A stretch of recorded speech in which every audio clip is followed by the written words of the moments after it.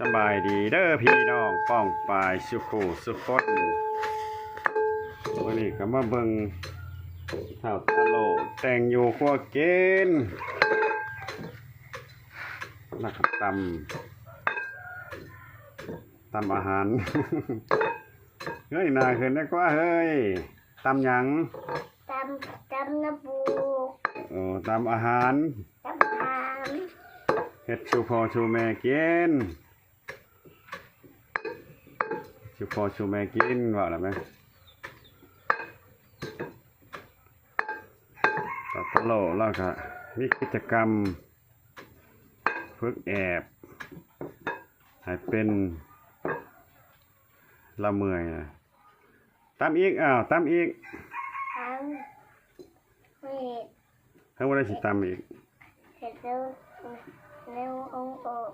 เห็ดน้ำปูตามให้พี่น้องเขาได้เบิ่งได้ชมสิถามทัตตโลเป็นลูกไผหน้ามุมๆเลยเป็นลูกไผลูกปีเตอร์ลูกปีเตอร์ออกไปลูกแม่ยังแม่โตบ่ถึกลูกพอยังก็ดีดตามช้าๆบ่บอกก็บ่บอกคิดลับเก็บเป็นความลับว่าซั่นซะเนาะ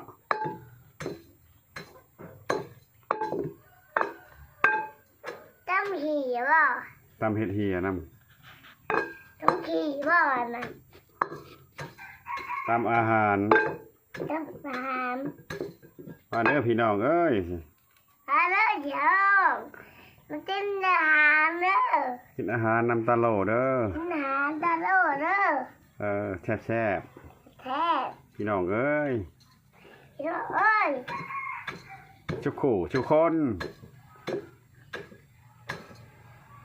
แซ่บแท้ถามยังบ่ตอบอยู่ตะโลเป็นคนบ้านใด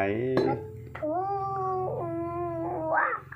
บ้านทั่วเมืองเด้ทางอำเภอเมืองอัมพรแขวงเด้ฮะแขวงอวรรณเขตจำพรเมืองจำพรที่ถามอีกประเทศใดฮะประเทศลาวเป็นลูกใครหนอฮะเป็นลูกใครก็อาจในอาจชาแนลฮะอาจก็ไก่อาจขอไก่ลูกแม่ยังสะอาจก็ไก่แม่ยังลูกอาจก็ไก่